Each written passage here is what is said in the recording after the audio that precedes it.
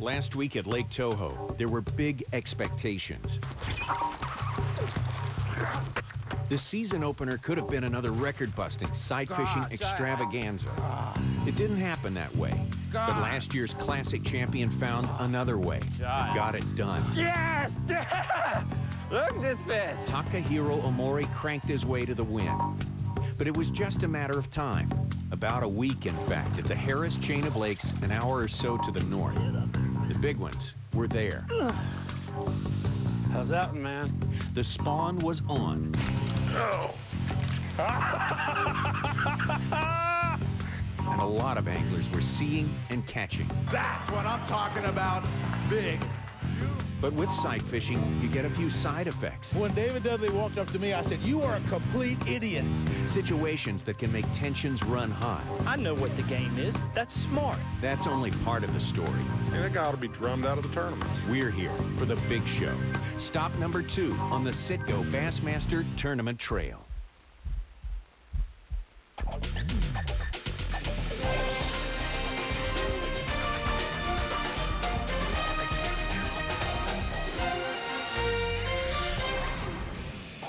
The Citgo Bassmaster Tournament Trail. Glad you're here. We're ready to go. We're raring to go from the Harris chain of lakes in Central Florida, just north and east of Orlando. Take a look at the lakes. There's a lot of them in the Harris chain. Some of them are pretty good size. Some of them are tiny. Places where they're finding fish are very small places, but Jerry McInnes, the fish they're pulling out are huge. And I predicted that. Why are you so surprised? I hate it when you're that right. You were right I on. predicted big fishermen this week. You're the man. We've got Peter T, don't we? Oh, that's right. Yeah. We have big one of the fishermen. biggest. One of the hey, biggest. last week on Toho, we had water temps in around 54, 56, maybe 57. Not quite enough to really get those big guys going. This week, Harris chain, 60-degree water, even 62 and 63. Of course, the perfect temp is 64, 65. They really start spawning at that temperature, but they have appeared. They are ready to go. And when they get shallow, the fishermen get shallow as well. Yeah, the problem is there are more fishermen available than there are places to look at these big fish and catch them. That sets up some potential problems. One of them, the fact that the fishermen can potentially practice defensive fishing. Take a look at this and we'll tell you what it's all about. Fishing is an offensive sport. Now, with the way they have the grid set up, you know, the strategy is saying, hey, I'm 12 flight going out. I know that I can't necessarily get on some of these sight fishing fish. I may as well stick it because I know I'm not going to be able to get on it. And, you know, it's not just me thinking that, it's everybody's thinking that. The thing is that these anglers know before a tournament begins what flight they'll be starting in the first day of competition. If they're in a flight that's way back in the field, they do have the opportunity to go out and play some defense, to catch as many spawning fish as possible. In their minds, this is giving them a level playing field against the anglers who will likely get to these fish first. This does not get good reviews from all the anglers. You can bet on that. When David Dudley walked up to me, I said, "You are a complete idiot." There's no rules against catching fish in practice. That's exactly what I'm doing. He said, "I'm 12th flight. I can't use these fish. I'm going to go ahead and burn them." Wouldn't you? I'm not saying ethically he's right or ethically he's wrong. I'm just saying you're going to see a time in the sport where you got to play defense. I mean, the guy's in 12th flight. He knows he's not going to get to catch him. Why load the gun and shoot your own self? Go in there and get him out of the way. You can call it combat fishing, you can call it whatever you want, but I call it unsportsmanlike. I'm not going to say I'd go do it. I'm just going to say he has a lot of big kahunas because he done it, and then he stood up and said, "I've done it. Y'all take that." That's not in any way, shape, or form sportsmanlike conduct. And that guy ought to be drummed out of the tournaments. Well, I can tell you this right now. I'm a bigger man than a crybaby. I'm not a crybaby, and I know what strategy is. And would I raise Cain if I saw a guy going in there? You know, I know what the game is. That's smart. All right, I'm almost afraid to ask you for your take. Not smart. Okay, that's what you say. Okay. Hey, if I was Dudley, you're Peter T., I could ruin your tournament, but it would do nothing for me. It would absolutely do nothing. I needed to take that half a day and find something constructive for myself to compete against. And forget about this word defense. I know you're wanting to get in here. Forget defense. This is a game of anglers against a fish. At the end of the day, the angler that figured out the fish will win You can't play defense if you don't have something to defend. Yeah, but he's going to come back and he's going to say, you're telling me my job is to go out and win tournaments, and I'm doing stuff that's within the rules. How can you tell me to do that? Well, but that has nothing to do with winning. He's a spoiled little brat. That's what I saw. We'll leave it right there. We're going to leave this one for a while now, and we're going to get on with the tournament watch. At the day one weigh-in, it was Aaron Martens who jacked up the excitement level. Check this out, 26 pounds and 3 ounces taking the lead, but the old school guys came on strong. Tommy Martin, 19 pounds and 2 ounces. Jim Bitter, the local boy, takes over the lead with 26 pounds, 12 ounces, and Larry Nixon, 16 pounds, 14 ounces, and everyone wants to know, are you looking at him? Me? No, I don't sight fish. I just go fishing, and I'm just fishing a worm, just fishing slow like I normally fish in Florida. Let's move ahead now to day 2 of the competition, and there he is, Larry Nixon right there, who said, Jerry, you know, forget about defensive fishing. I'm not even going to do the offensive part of it. I'm not going to sit and look at these fish and try to catch them. They don't want any part of it. They don't want to fight the crowds. They don't like the concept. Well, and Larry, he's doing that. That's what he's doing, fishing around fish that are at least trying or at least thinking about spawning. He just isn't sitting on one fish, and he's right. He cannot see it out there. So he is going along these little lines, these grass lines. You'll notice he isn't back in the real thick stuff. He's right kind of out on the edge, and he just fishes it very carefully, and that's what Larry Nixon does. As far as I know, he has never been a sight fisherman, and so he's really doing what he's good at, which is carefully flip that little plastic worm along the areas where those fish ought to be. This was early in the day, and that good fish had to be some tremendous encouragement to Larry and the plan he's following this week. As a matter of fact, I think that on his first day out there, he caught 2 in the 6-pound range. He puts this one in the boat, he'll have the same kind of a day going on day number 2. So, boy, you hit on 2 fish like that every day, and you're going to be in the running. But again, Larry is, oh man, he is so good, Tommy, and you know that. Oh, he's so good. He is so good, he is so patient, and has such a complete control of his boat and feel for that little worm messing around down there in the grass that, boy, he's tough. Boy, here's another veteran who has been there and done that. The winner of the Classic in 1974, Tommy Martin from down there in Toledo Bend Lane. And here's what's funny, you know, we just went from Larry Nixon to Tommy Martin, 2 old Toledo Bend guides. Yeah. They kind of started their careers about the same time. I think Tommy Martin was a little bit ahead of Larry and kind of talked Larry in getting into the game many years ago. And here they are, 100 years later. Pardon me, guys. Well, it's not that long. and there they are fishing within sight of each other and both competing so well. Age just doesn't have anything. We're probably gonna talk about it today because. But isn't age an advantage here? I mean, fishing slow. I would think so. I mean, you're not a young guy. You're not impatient. You know what the rewards are for fishing slow. Both these guys know. And you have so much experience, and you've been to Florida, and you know how to handle this, and you know how to handle the pressure of possibly making it to the final day. So yeah, I think age is doing pretty good here. Tommy Martin, way to go, my friend. 5 wins during his career for Tommy Martin. He would love to make it 6 here at the age of 64. Wow, fantastic. That is a good one right there. And you talk about guys who have been to Florida. This guy lives here, and he lives on the Harris Chain, Jim Bitter. Yeah, he has a lifetime of history there, right? Oh, absolutely. He's been down here since 1972. Oh, yeah. Came down here, bought a fishing camp, didn't make a go of it, so he joined the Game and Fish, worked for Fish and Wildlife for 8 years. He's seen all these fish shocked up before. And we are watching the guys fish in areas, again, where the fish may not be spawning, but they're at least in the shallow water. They're really thinking about it. And if they're not around a bed, they're on their way to a bed. You know, in a couple of days from now, they may be on a bed if the weather holds. It stays pretty nice. Got the biter. Let's take a look at the weigh-in. Day 2, Jim Bitter gains the lead again. He didn't have as big a fish as he had on day 1, 13 pounds and 9 ounces. But look at that 2-day total, 40 pounds and 5 ounces. That's a strong 2 days of fishing. And catching only 1 pound on day 1, Art Ferguson from Okeechobee comes back with the biggest fish of the day. And Pure Later Big Bass of the day, 11 pounds and 1 ounce. George Cochran makes the big move from 8th place to 2nd place, 20 pounds and 6 ounces on day 2. Coming up, George Cochran and Jim Bitter set to clash in a canal there. We had fireworks before the tournament even started. Will we have them again? Don't go away.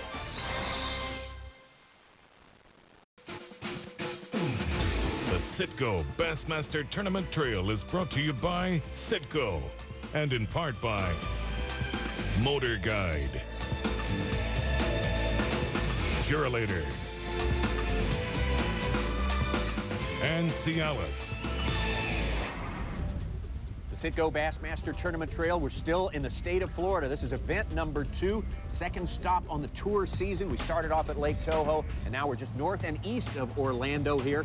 We fished for the first 2 days with the big field. Now we've cut them down to 12. These 12 today. Fishing on day 3, going to try to make it to the top 6, who will go for the championship on day number 4. The local boy who lives right here on the Harris Chain, that's Jim Bitter making his run on the Ocklawaho River. And he's going to have some company as well. George Cochran, Guy EAKER, and those 3 guys all fishing in one spot. And I see you frown when you see boats that close together. You don't like it, do you? Well, I tell you what, it's kind of, well, it's unusual that many boats would find the same fish, be in that same area, and boy, as you know, at times that can be a little harrowing. These fish ain't never seen so many things dropped on their head.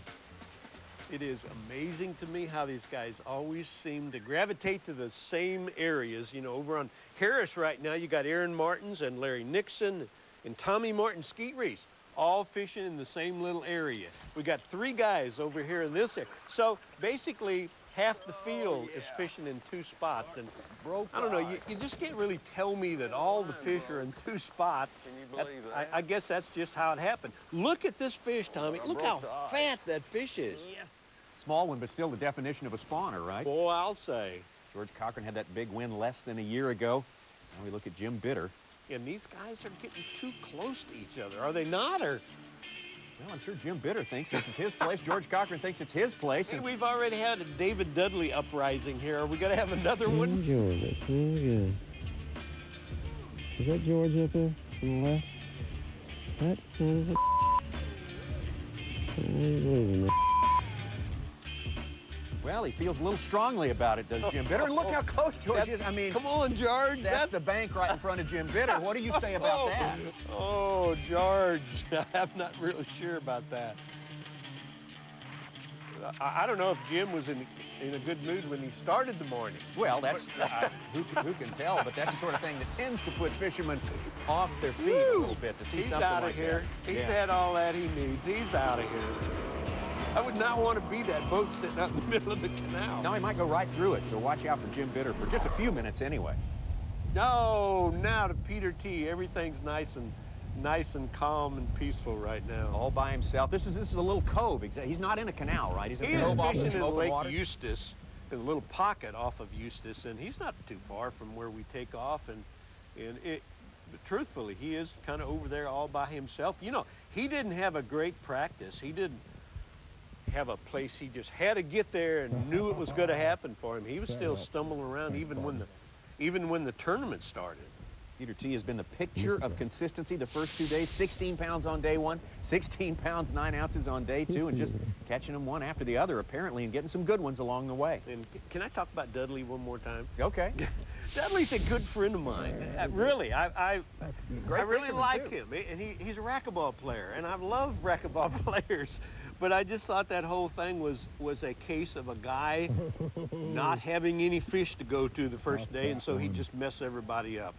And that is not defense. Now, that's it. I'm not going to talk about it anymore. Yeah, well, that one's kind of over. We got to finish this tournament here. Man, we have got a lot of good stuff going on. Peter T is Mr. Consistent. He comes in with 16-plus pounds again to finish day number 3. Second place, just ounces ahead of the man who led days 1 and 2. That would be Jim Bitter. Jim Bitter rolling into that Mercury Verado Rack Toyota Tundra pickup. 8 pounds, 12 ounces.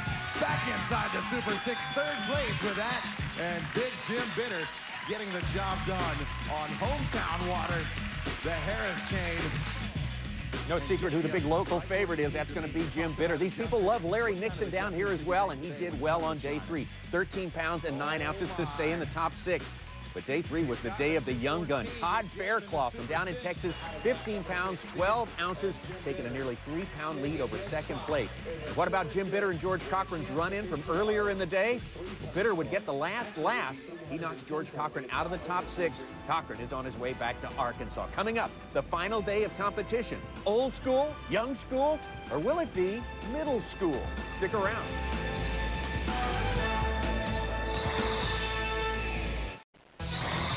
Our Harris Chain Citgo Bassmaster Tour event has been a big bass bonanza. Check out Art Ferguson from day 2 of the competition. His big fish, 11 pounds and 1 ounce. Think about John Cruz, who missed out on the big bass of the day by 1 ounce with his 11-pounder. Nonetheless, we have got a lot of excitement on this final day. You know, this is exciting. I tell you what, there's a lot of people I respect in this top 6 and top 12 yesterday, and it's just a great opportunity for me. That's Todd Faircloth, one of the young guns in the competition. Todd, who seized the lead yesterday, he now sits at 52 pounds and 3 ounces. He's got a 2.5-pound lead over his nearest pursuer, Jacksonville, Florida's Peter Silveros. I'm thinking it's going to be like yesterday, probably a little bit on the slow side, with the front having passed, but as long as we've got some wind, still trying to move in the water a little bit, it should be some activity. First thing in the morning especially, I'm hoping that spinnerbait bite will happen, kind of like it did yesterday, except maybe be a little bit more successful at putting them in the boat.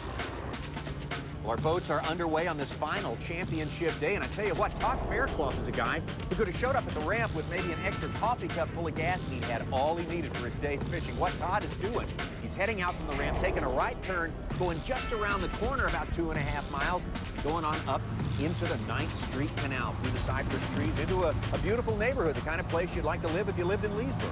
I mean, I'm sorry, I'm still stuck on John Cruz, what you said about him. So this boy has the opportunity to win $1,000 and win the Pure Later Big Bass Award, and he catches an 11-pounder and he loses to Art Ferguson, who caught an 11-1. How do you like that? Well, Peter T. has crossed Harris, went through Lost Creek Canal, went over into Eustis, went in that same little pocket that we saw him fishing on day number 3, and I bet you he's gonna homestead. Hey, you know what? He told me one of the things that has really helped him was that he doesn't know many places to go. So he fishes the ones that he does know very carefully, and boy, that's the way to do it, possibly. And we've talked so much about Dudley, George Cochran. Come on, Pete, now. We've got to get going here. We talked about Cochran and Bitter and you know, all that kind of stuff. We have failed to talk about fishing as much as we should, you know? Every day's different. Never got a bite out of these pads yesterday. And today I've had 2. Uh-huh.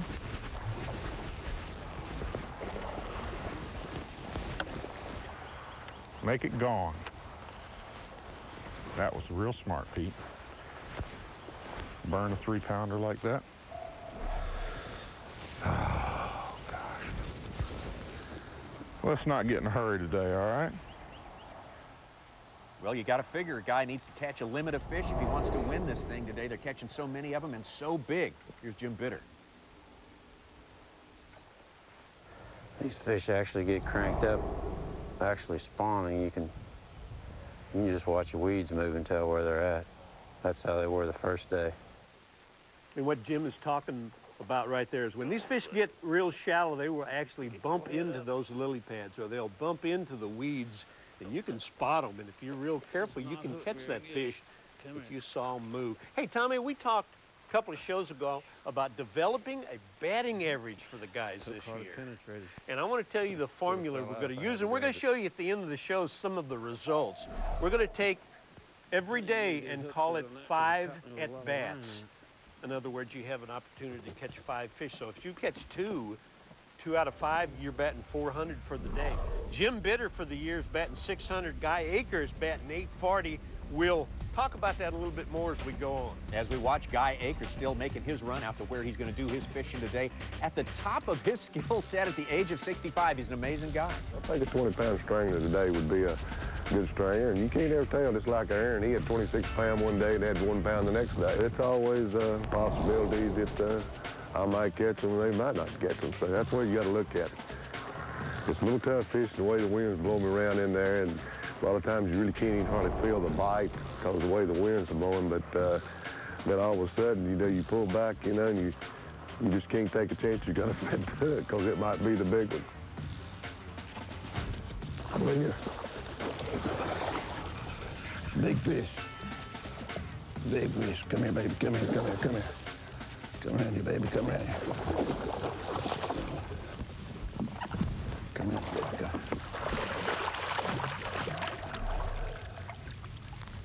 Thank you, Lord. Thank you, Lord. That's a big old big one right there, big. What a way to start the day for Guy EAKER. Now, notice the water, very flat and calm right now. He is truly worried about the wind today. It's expected to blow from the northeast, 20 miles an hour straight down the pipe on him. Every one of these guys talk about fishing slow. And when you're going to fish slow, you really don't like a whole lot of wind. But boy, every one of them comes up with that word, fish slow. Now, Peter T. There's a big fish. Has been throwing a big one. Plastic worm at times, and by gosh, right now he's throwing a spinnerbait and doing all right. Way to go, Pete. Hey, look at that. And look down her throat. There's something sticking down her throat. I'm glad she decided to eat twice. That one makes up a lot of ground right there.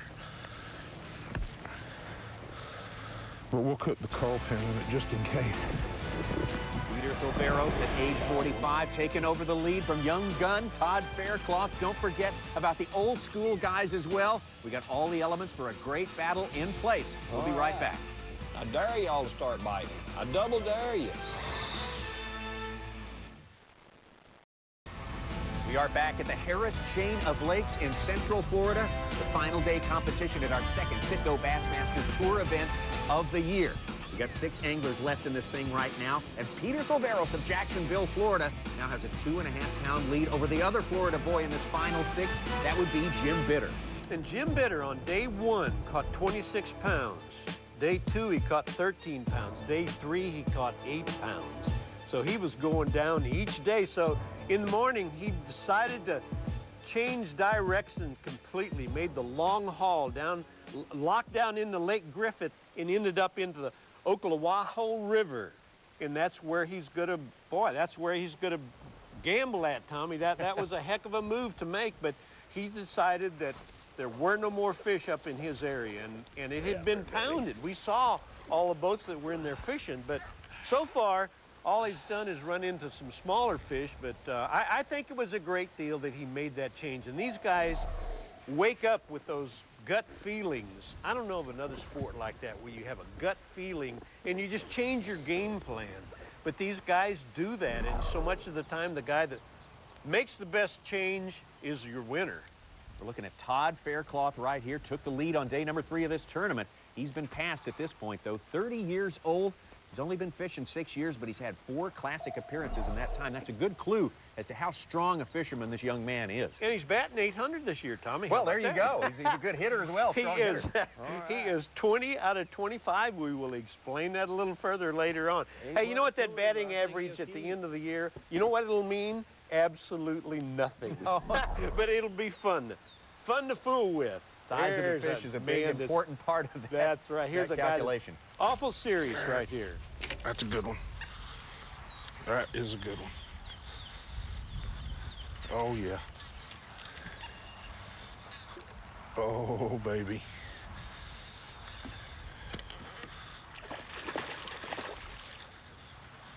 That's a good one.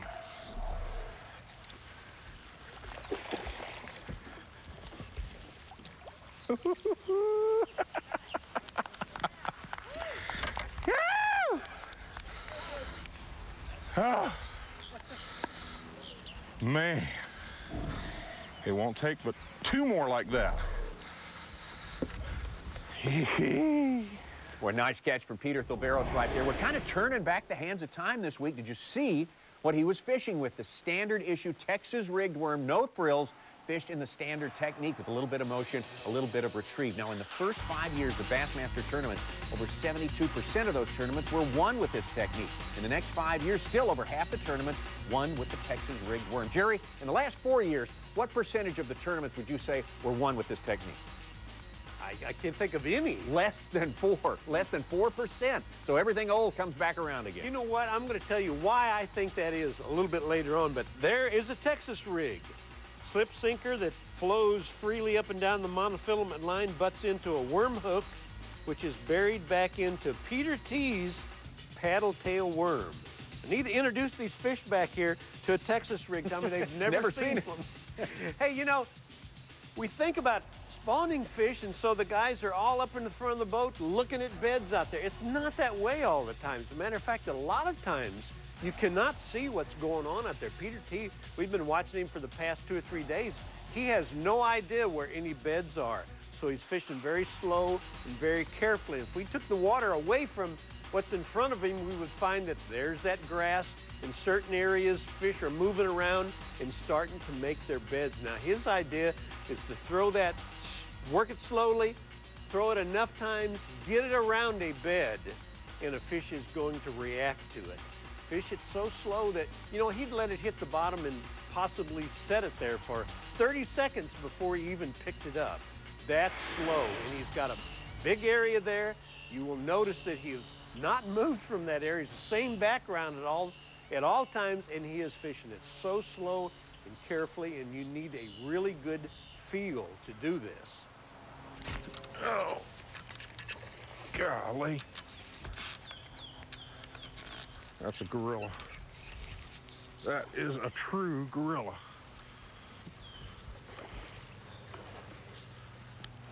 Come on, baby.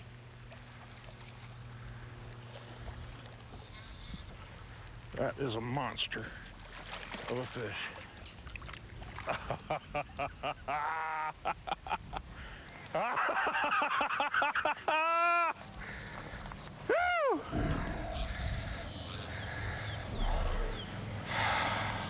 Thank you, Eagle Claw Hook. Wow. Huh? That's what I'm talking about. Yeah. Patience, patience, patience, patience. Oh, my heart. Yeah.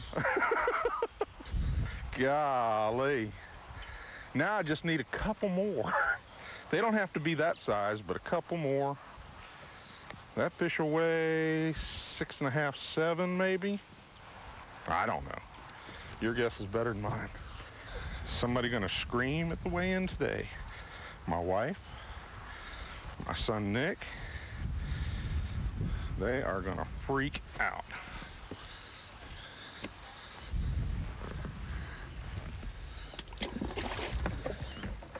Man. Oh. 14-pound Stren fluorocarbon, a 3-aught Eagle Claw hook, and I'm gonna retie because, first of all, I'm nervous and I need to take a breath. And second of all, like I said, she mowed through those pads and tore me up. There's no way I thought I was gonna land that fish. There was never any doubt in my mind, Pete, that you were not going to catch that fish. And I want to talk again about how slowly all these guys are fishing today. You know, I think it's safe to say that most of them are making a cast, allowing their bait to get on the bottom, and having the fish come find it. They're not moving it into where a fish is at. They let the fish come to it. You can just leave it there, let it lay there, and a fish will spot it, especially if it's around the bed. He'll come over, he'll pick it up, and he'll move it away. And this is also why you really have to concentrate and have an extremely good feel. Lots of times there's 3 and 4 females on a bed with one male. A lot of guys think you catch a female off the bed and leave the male there and another female come on. I think more times than not, there was another female there already. There's probably not a lot of guys that know that they bunch up like that and they catch a big one and they're happy and move on. There's probably another one there. Boy, that's some good info. I didn't know that, Tommy. I didn't either. I'm one of those guys that didn't know that. Hey, and you know what? We always say, well, we're on a lake where one big fish and the scoreboard really tightens up. Normally we say that just to keep the viewers watching. But by gosh, it could happen here. One fish and we've got a race. When you've got 11-pounders, that's absolutely true. Peter Thilberos, though, has done his damage. The big lead right now over Jim Bitter, but Jim Bitter is not done, not by a long shot. And neither is Peter Thilberos, and neither is Todd Faircloth. We've got so much more fishing yet to go before this thing is settled. We're coming right back. Don't go away.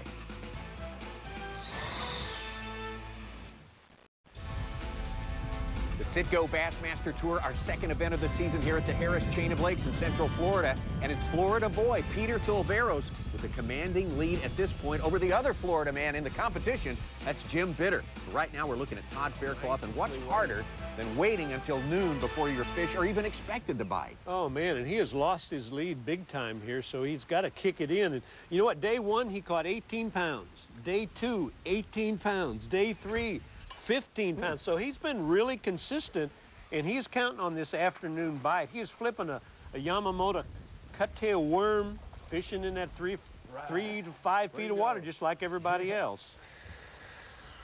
There we go. It's like clockwork almost. It's 12:25. It's nice.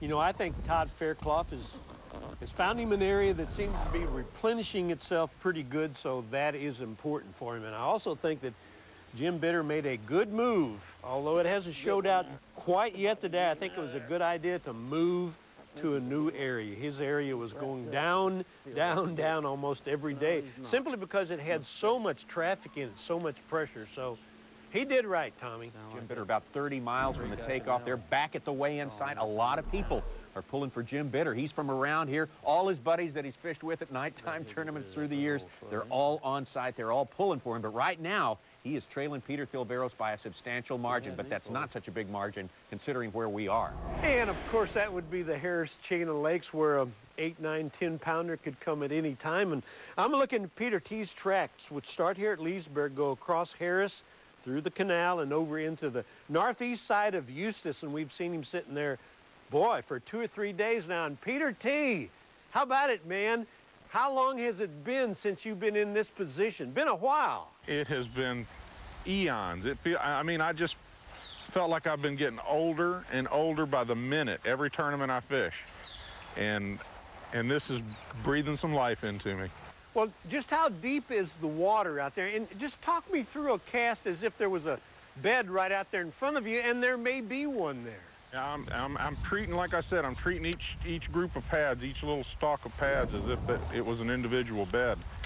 And I'm just fishing very, very, very slow and very methodically and just making a long presentation, not moving the bait very much, just kind of keeping it in the area of the pad root and the pad stems where I think the beds are. And every once in a while, a fish will pick it up, and I've been fortunate that most of the fish that I'm catching are these good females. Well, what bait are you throwing out there, and is it the lure that you've stuck with all week? It has been. I'm using an 8-inch paddle tail worm that I'm ashamed to say it's not one of my sponsors' baits. I'm sponsored by Zoom, and I've been using a brush hog also and catching. I caught my biggest fish yesterday on a big brush hog on the way in.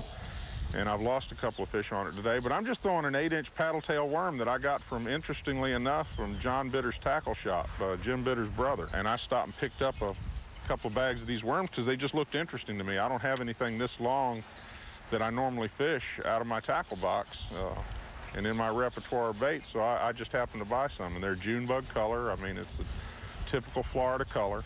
I've had more bites than I expected to have today, considering I've been fishing in the same general area. Now, this is the 4th day, and I'm just really amazed at the quality of fish that I'm catching, especially today. I mean, I'm just having one of those days that you dream of every once in a while, you know? Okay, Pete, I tell you what, I'm going to get out of your way right now. Keep it up. Hang in there, man. You could have an incredible day before this is over with. I'm looking forward to it. I am so fired up. I know I need to win this thing, and you know, if it's meant to be, you know you can't stop it. But if it isn't, I've had a heck of a run at it, and I'm just excited. I tell you, it's been a good tournament, and I'm tickled to death to be in this position. Well, another cold night, and they got the case of the lockjaw again. Can't believe how many fish was around these grass beds in practice. I ain't caught a biggin yet down in that stuff. Every one of them biggins is right on the little points. Well, you feel for Larry, and you have to feel for this guy as well. Aaron Martens, what a great week he's had, only to wind up with this terrible, terrible dry spell on the last day. Aaron and Larry, everybody knows what kind of anglers they are. You know what? We make the mistake of looking at our final 6, and if you finish 6th, you finish last. That's not right. This guy is in 6th place. These guys had an outstanding week. They've beaten 150 guys. Now, Todd Faircloth right here. Here's a guy who's had all the second places he wants as well. He wants to break through and win one of these things, and he doesn't have a limit yet, so whatever he catches here goes right to his bottom line. Have we counted him out in this tournament? I'm not counting him out yet because he's awful good. We've been talking about Peter T. and Jim Bitter. Look out for Todd, especially with this fish. Whoa. And you know what? He's fishing the same kind of water that Peter T. is fishing. Oh, look at there. Yeah, nice fish. Now, you were going to tell us why you think people are not fishing with the plastic worm anymore. Well, it's because somebody invented a Carolina rig and a Cinco and a drop shot and a tube. There's just so many options nowadays. And fish did not quit biting the Texas rig. We just quit throwing it at them. Well, there may be a revival of interest in that technique after this week, but for now, it's Peter Thilvero still on top. The 5.5 pound lead still to come. Our Citgo Bass Insider and Todd Faircloth come from behind and win this thing. We'll be right back. The Citgo Bass Insider. You hear the term lunker a lot, especially at a tournament like this. But what's a lunker?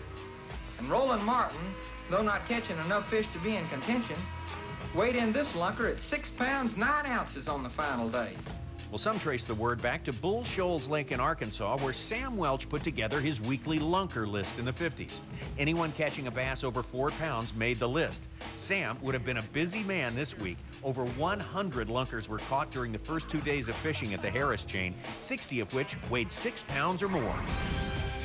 Citgo Bassmaster Tour event's second stop of the season here at the Harris Chain of Lakes in Central Florida. Final day, championship day competition. Just a little fishing remaining here, and Peter Thilveros, one of the Florida natives in the final 6 with the lead, 5.5 pounds over Todd Faircloth, and Jim Bitter is not far behind. And Jim Bitter spent the whole day down there at Lake Griffin. He's on his way back to the weigh-in, but he stops in that area where, actually the same place where him and George Cochran kind of butted heads a little bit there. He's caught so many fish in that area right there, and I'm sure he's wondering, is there just a few more left? And apparently there are. Tommy, he's been culling for quite a little while, but you know what? He needs a giant where he can really do a culling job. A fish like that will help, but not enough. Yeah, fishing. Clock's ticking, baby. Clock's ticking. Well, Todd Faircloth is a guy who's been watching the clock all day long. The last couple of days, he hasn't caught a single keeper before noon. The amount of patience it must take to sit there and just wait. You can't imagine the pressure these guys have on them when you just don't get in position to win these.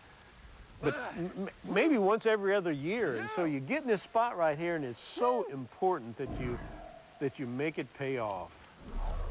Woo. Todd Faircloth will press on. If you only knew how close he was to Peter Thilveros, our leader at this point. Now let's check in again with Guy EAKER. We saw him earlier today catching that good fish, but the weather was calm then. As he had feared, the wind has picked up straight out of the northeast, and that's not helping his cause a bit.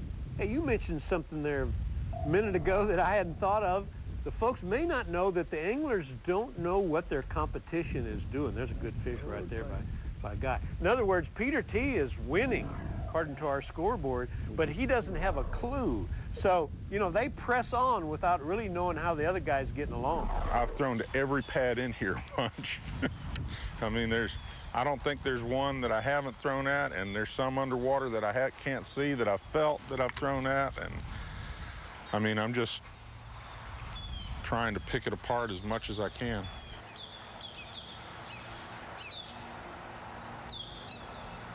There's another. Oh, that's a good one too. Not as big as the rest, but by golly, it's a good keeper.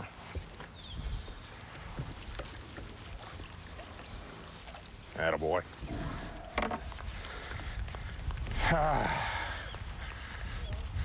Thank you. Thank the fish. They're the ones doing all the work. Yeah, they got their work cut out for them today. It's not that I don't like those guys, but it's been a long time since Petey's been in the top. This is as good a time as any for it to happen. Well, except for a couple of missed fish first thing this morning, I mean, everything for Peter T had just gone right today. And remember, he doesn't know that he's got the lead right now, but he does. And Jim Bitter had better pull off a miracle right here, because, you know, our weights are always unofficial, but I'm guessing that Pete's got a 10-pound lead on him. So we're in a spot that can produce a 10-pounder, Tommy. See there, what did we just see flash through the water right there? This could be the one. I just saw so much yellow flash away from that, from the splash. That's a big fish. I don't know. That's probably not a 10-pounder. He may not need quite 10 pounds. Oh, are we going to have a race? Are we going to break Peter T's heart and make Jim Bitter a very happy man? Of course, you haven't caught it yet, Tommy. No, he's not got it in the boat. There it is. In there. Something, man. Oh. That's what I came here for, right there.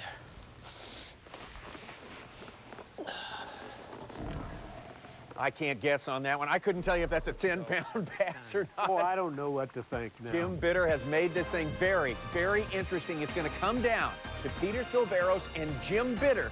This one's going to go down to the wire. We will have our weigh-in ready to go. Back in Leesburg when we come back. See who wins this second stop of the year on the Citgo Bassmaster Tour.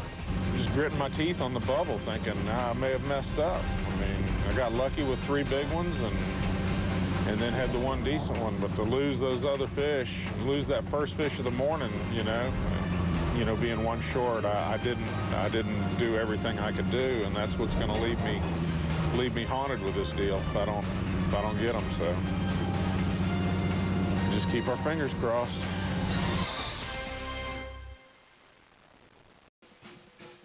The Citgo Bassmaster Tournament Trail is brought to you by Bush,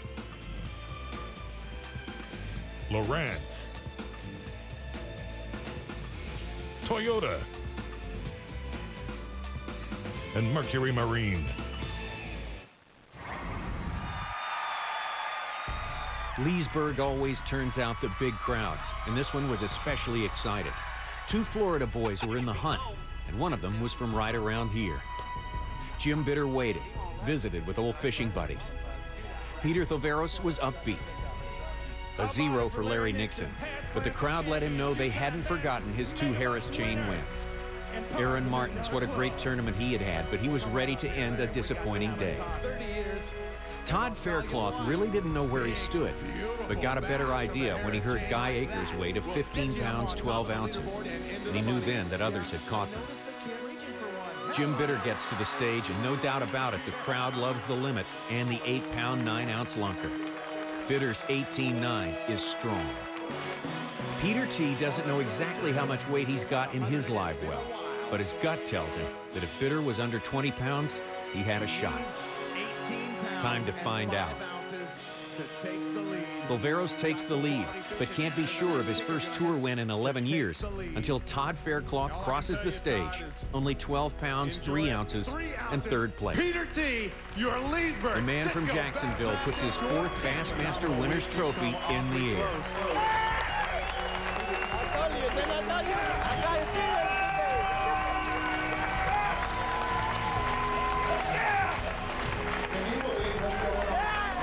Was truly a wonderful experience this week. I don't know how it worked out the way it did. I'm glad, and I'm just so appreciative. It's a wonderful thing. My wife, my dad, and my son are here, and I was glad they drove down to see it because I sure didn't expect it.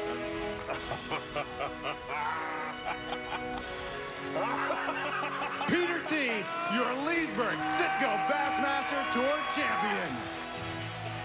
Congratulations, Peter T, and that is some of the most outstanding trophy hoisting I've ever seen in all my years in this business. I am ecstatic about Peter T's victory, but I have this to say. I think all 6 of our finalists did a good job today because they figured out the fish. Defense had nothing to do with it. All right, That's it. so that'll be the final word on that, but we still have the final word on many important races. Going to update you on that right now, including the Citgo Angler of the Year race. It was David Walker, another good tournament for him, puts him on top of that list with 530 points. Takahiro Omori just behind him with 520. Also, Scott Rook and Skeet Reese still in that race. The Pure Later Big Bass of the tournament got to be Art Ferguson. 11 pounds, 1 ounce. Look at that fish for the man from Okeechobee, and the Toyota Rookie of the Year race being dominated right now by Andre Moore. 4 heavyweight entries to the Busch Shootout coming from this tournament this early in the season. They're all still in, and 2 of them from the tournament belong to Peter Thilveros. Got the big bag on the 3rd and the 4th day. Scott Rook on day 2, and Jim Bitter, the biggest bag of the tournament, 26-12. That one's got a good chance of getting in there.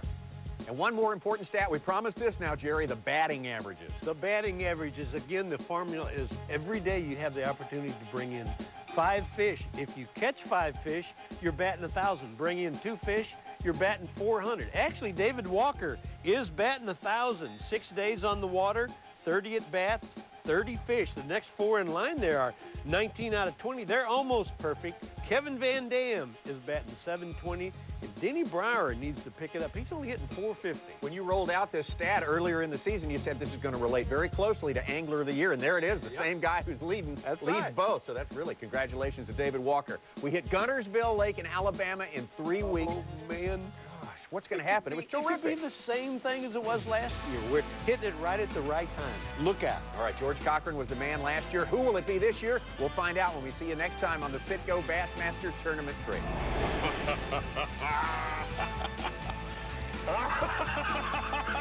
This has been a presentation of ESPN, the worldwide leader in sports. For more, log on to Bassmaster.com. Yeah!